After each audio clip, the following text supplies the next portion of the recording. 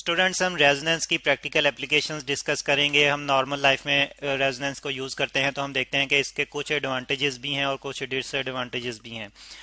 तो इसमें फिर हमारे पास मुख्तलिफ टाइप की रेजोनेंस जो है होती है। सबसे पहले हम डिस्कस करेंगे मैकेनिकल रेजोनेंस को, यानी कि मैकेनिकल सिस्टम्स में रेजोनेंस को हम यूज़ करते हैं तो कैसे करते हैं। और नॉर्मली जो है वो हमारे पास प्रैक्टिकल एप्लीकेशंस जो रेजोनेंस की हैं उसमें एक बहुत जनरल लाइफ में, जो डेली लाइफ में हमारे पास अब एप्लीकेशन है वो स्विंग है। बच्चे जब झूला झूलते हैं तो उसमें भी रेजोनेंस जो है वो रोल प्ले करती है। जी, स्विंग। तो ये कैसे जो है वो स्विंग, क्योंकि जो है वो एक वाइब्रेटरी मोशन मोशन ही रिप्रेजेंट कर रहा होता है, तो कैसे इसमें रेजोनेंस जो है रोल प्ले करती है इसमें हम देखते हैं। सपोज के ये हम एक डायग्राम बना लेते हैं कि ये हमारे पास जो है जी एक स्विंग है, और यहाँ पे अगर आपका दोस्त बैठा हुआ है, स्विंग कर रहा है झूले पे, तो और आप जो है उसे यहाँ से आप जो है उसे पुश कर रहे हैं, यहाँ पे आप जो है उसे पुश कर रहे हैं। तो अब आपके दोस्त ने यहाँ से, मतलब आपके करीब से मोशन स्टार्ट की है, यहाँ से उसने वाइब्रेशन स्टार्ट की है अपनी, और जब वो वापस आता है तो तब आप उसे पुश देते हैं। अगर आप दरमियान में उसे कहीं पुश दें तो ये आपके लिए बहुत मुश्किल होगा, और मतलब जो है प्रॉपरली आप उसे पुश नहीं कर पाएंगे। तो जो आपका दोस्त जो स्विंग कर रहा है ये ऑसिलेटर है, और आप उसे जो है वो फोर्स अप्लाई कर रहे हैं, यानी कि आप ड्राइविंग फोर्स के तौर पर एक्ट कर रहे हैं। तो ड्राइविंग फोर्स की रेजोनेंस कैसे प्रोड्यूस होगी? ड्राइविंग फोर्स की और ऑसिलेटर की जब फ्रीक्वेंसी मैच कर जाएगी। तो कैसे मैच करेगी? जैसे कि मैंने कहा कि दरमियान में आप उसे जो है पुश नहीं कर सकते, ये आपके लिए बहुत हार्ड होगा कि उसे दरमियान में पुश करें और उसका डिस्टेंस मीन पोजीशन से इंक्रीज करें। तो जब वो फिर अपनी वाइब्रेशन कंप्लीट करके, यानी कि यहाँ से स्टार्ट होके यहाँ मैक्सिमम डिस्प्लेसमेंट तक गया, फिर वापस जब आपके पास आएगा तो तब आप उसे पुश करेंगे, और दरमियान में आप पुश नहीं कर सकते। तो जब यहाँ पे आप फिर उसे पुश करेंगे तो आपकी फ्रीक्वेंसी उसके ऑसिलेटर की फ्रीक्वेंसी से मैच कर रही है, और फिर उसे आप जो है वो पुश दे रहे हैं। तो इस तरह से जब आप उसे पुश देते हैं तो ड्राइविंग फोर्स और ऑसिलेटर की फ्रीक्वेंसी मैच करती हैं, तो उसका एम्पलीट्यूड जो है, यानी कि इसका मीन पोजीशन से डिस्टेंस जो है वो इंक्रीज होता है, और ये मैक्सिमम स्विंग करता है। तो इस तरह से इसकी स्विंगिंग जो है वो बढ़ती जाती है, और ये बहुत दूर तक जो है वो स्विंग करता जाता है जब आप रेगुलर पुशेस देते जाते हैं।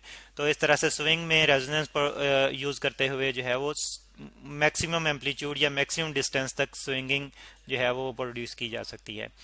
और फिर इसकी एक और एप्लीकेशन, मैकेनिकल रेजोनेंस की एक और एप्लीकेशन जो है वो स्टेप ब्रेकिंग है।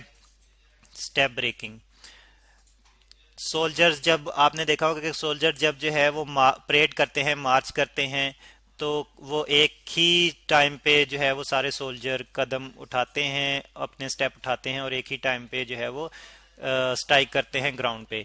लेकिन अगर वो किसी ब्रिज से जो है वो गुजर रहे हों, तो ब्रिज क्योंकि एक हैंगिंग स्ट्रक्चर होता है, तो ये हम एक ब्रिज की डायग्राम रफली बना लेते हैं कि ये हमारे पास एक ब्रिज है। अब इस पे जब एक सोल्जर मूव करता है तो वो अपना स्टेप स्ट्राइक करता है, अपना पाँव स्ट्राइक करता है ब्रिज पे। तो जब वो स्ट्राइक करता है तो ब्रिज क्योंकि हैंगिंग है तो वो ब्रिज जो है वो वाइब्रेट करने लगता है। अगर बहुत सारे सोल्जर इकट्ठे ही अपने पाँव स्ट्राइक करें तो ब्रिज की ऑसिलेशन बढ़ जाएगी, उसकी वाइब्रेशन बहुत ज़्यादा हो जाएगी, एम्पलीट्यूड बहुत ज़्यादा हो जाएगा। तो जिससे क्या होगा कि ज़्यादा एम्पलीट्यूड होने से ब्रिज के ब्रेक होने का खदशा होता है। तो इसलिए फिर जब सोल्जर्स मार्च करते हुए किसी ब्रिज से गुजरते हैं तो उनको स्टेप ब्रेकिंग का ऑर्डर दिया जाता है, ताकि वो अपने स्टेप ब्रेक कर लें, तो उनकी जो ड्राइविंग फोर्स है वो मैच ना कर सके ब्रिज की नेचुरल फ्रीक्वेंसी से। हर एक की ड्राइविंग फोर्स अलग अलग टाइम पे अप्लाई हो तो वो मैच नहीं करेगी, और मैच नहीं करेगी तो रेजोनेंस प्रोड्यूस नहीं होगी। तो इस तरह से मैकेनिकल रेजोनेंस जो है वो यहाँ पे हम यूज करते हैं। फिर नेक्स्ट हमारे पास है जी इलेक्ट्रिकल रेजोनेंस। अक्सर हम जो है वो रेडियोज और टेलीविज़न ट्यून करते हैं, तो हम कैसे करते हैं? उसमें बेसिकली हम इलेक्ट्रिकल रेजोनेंस ही यूज़ करते हैं। हमारे पास ख़ास किस्म के सर्किट होते हैं, और वो सर्किट जो है वो ऑसिलेट करते हैं, यानी कि इलेक्ट्रिकली उनमें ऑसिलेशंस प्रोड्यूस होती हैं। तो इलेक्ट्रिक रेजोनेंस, अब इसमें जैसे कि मैंने कहा कि रेडियो या टीवी को ट्यून करते हैं, यहाँ पे हम लिख लेते हैं कि इलेक्ट्रिक रेजोनेंस हम रेडियो और टीवी ट्यूनिंग में यूज़ करते हैं, रेडियो और टीवी ट्यूनिंग में। अब ये कैसे ट्यूनिंग करते हैं, हम किसी ख़ास चैनल को कैसे सिलेक्ट करते हैं? तो हमारे पास जो इलेक्ट्रिक सर्किट होते हैं ख़ास किस्म के, उनको हम रिसीवर कहते हैं। रिसीवर, अब रिसीवर एक इलेक्ट्रिक ऑसिलेटर होता है और इसकी फ्रीक्वेंसी को हम चेंज कर सकते हैं, यानी कि ये जिस फ्रीक्वेंसी से ऑसिलेट कर रहा होता है उस फ्रीक्वेंसी को चेंज किया जा सकता है। दूसरी तरफ हमारे पास जो स्टेशन होता है हमारे पास, यानी कि जिस स्टेशन से वो चैनल आ रहा है जो कि हम देखना चाह रहे हैं, जो हम ट्यून अप करना चाह रहे हैं अपने रेडियो या अपने टेलीविज़न पे, वो स्टेशन भी ट्रांसमिट कर रहा होता है फिक्स फ्रीक्वेंसी की इलेक्ट्रोमैग्नेटिक वेव्स। और जो ट्रांसमिशन होती है, यानी कि जो चैनल होता है वो फिक्स फ्रीक्वेंसी पे ट्रांसमिट हो रहा होता है, फिक्स फ्रीक्वेंसी। अब हम अपने टीवी या रेडियो को इस तरह से ट्यून करते हैं, यानी कि उसके रिसीवर की फ्रीक्वेंसी जो है हम चेंज करते जाते हैं, फ्रीक्वेंसी रिसीवर की फ्रीक्वेंसी चेंज करते जाते हैं, और एक टाइम ऐसा आता है कि रिसीवर की फ्रीक्वेंसी और ट्रांसमिशन फ्रीक्वेंसी आपस में मैच कर जाती हैं। जब ये फ्रीक्वेंसीज मैच कर जाती हैं तो रेजोनेंस प्रोड्यूस होती है और एनर्जी एब्जॉर्प्शन, यानी कि जो इलेक्ट्रिक सर्किट है जो रिसीवर है उसमें एनर्जी एब्जॉर्प्शन जो है वो मैक्सिमम हो जाती है। जब एनर्जी एब्जॉर्प्शन मैक्सिमम हो जाती है तो हमें टीवी पे और रेडियो पे क्लियर साउंड और क्लियर पिक्चर जो है वो दिखाई देती है, मैक्सिमम एनर्जी एब्जॉर्प्शन की वजह से।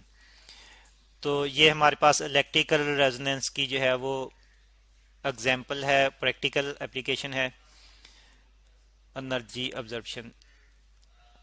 ऑब्जर्प्शन। तो अब हमारे पास एक और भी जो है वो एप्लीकेशन है, और वो है थर्मल रेजोनेंस। हम थर्मल रेजोनेंस भी जो है वो यूज़ करते हैं। तो थर्मल रेजोनेंस कैसे यूज़ करते हैं? घरों में हम माइक्रोवेव ओवन यूज़ करते हैं, तो उसमें हम थर्मल रेजोनेंस यूज़ करते हैं, थर्मल रेजोनेंस। अब थर्मल रेजोनेंस माइक्रोवेव ओवन में हम कैसे यूज़ करते हैं? माइक्रोवेव ओवन, और माइक्रोवेव ओवन जैसे कि हम जानते हैं कि खाना गर्म करने के लिए या कुकिंग के लिए यूज़ करते हैं हम, कुकिंग और हीटिंग के लिए हम यूज़ करते हैं microwave oven, cooking and heating.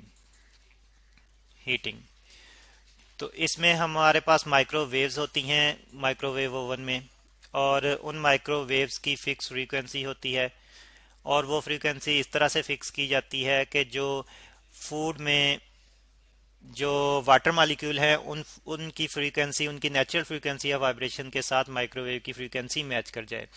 अब ये माइक्रोवेव जो है इनकी जो वेवलेंथ होती है, जिसको हम लैम्डा से रिप्रेजेंट कर रहे हैं यहाँ पे, वो 12 सेंटीमीटर होती है, और जो फ्रीक्वेंसी इनकी होती है वो नॉर्मली 2450 मेगा हर्ट्ज होती है। और अब वाटर मॉलिक्यूल जो कि फूड में होते हैं, वाटर मॉलिक्यूल, तो जब माइक्रोवेव इनसे स्ट्राइक करती हैं, इन पे स्ट्राइक करती हैं, तो इनको वाइब्रेट करवा देती हैं। अब वो बार बार स्ट्राइक करती हैं तो वाइब्रेशन में फिर इनका रेजोनेंस प्रोड्यूस होती है। बार बार स्ट्राइक करने से वो ड्राइविंग फोर्स इन पे अप्लाई करती हैं, और ड्राइविंग फोर्स अप्लाई करते हुए इनकी फ्रीक्वेंसी, जो माइक्रोवेव की फ्रीक्वेंसी है वो वाटर मॉलिक्यूल की वाइब्रेशन फ्रीक्वेंसी से मैच करती जाती है, और फिर उसमें वाटर मॉलिक्यूल जो है वो उनका एम्पलीट्यूड इंक्रीज होता जाता है, यानी कि वो मैक्सिमम वाइब्रेशन उनमें प्रोड्यूस होने लगती है, और फिर इस वजह से इनका वाटर मॉलिक्यूल्स का टेम्परेचर इंक्रीज होना शुरू हो जाता है, तो हीट प्रोड्यूस होना शुरू हो जाती है, और फिर उसी हीट की वजह से जो है खाना गर्म होता है या फिर कुकिंग होती है। और फिर एक और भी हमारे पास एग्जांपल है रेजोनेंस की, जिसको हम मैग्नेटिक रेजोनेंस कहते हैं। Magnetic resonance, MAGNETIC, magnetic resonance. In resonance हम जानते हैं कि हमारा बॉडी स्ट्रक्चर जो है ये एटम से मिलकर बना है, और एटम के अंदर न्यूक्लियस होते हैं, न्यूक्लियस,